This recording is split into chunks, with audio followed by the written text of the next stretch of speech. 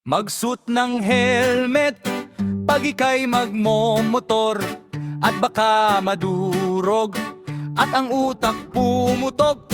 Kasi wag kang kamote, sa batas ay sumunod para di ka ma-checkpoint at sa hiya ay lumubog. Kaya mag-helmet ka, putang ina mo ka. Sa kalsada ay wag kang bida-bida.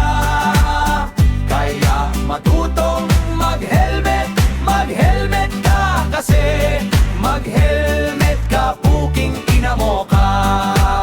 Meron akong kilala, hindi siya naghe-helmet.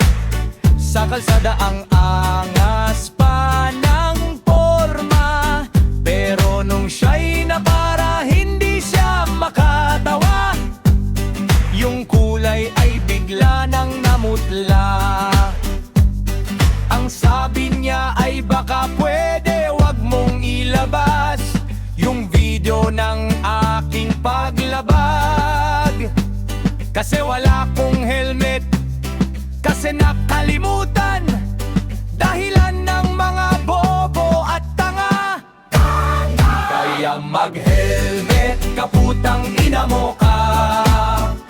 Sa kalsada ay wag kang bida-bida. Kaya matutong mag-helmet, mag-helmet ka. Kasi mag-helmet ka, puking ina mo ka.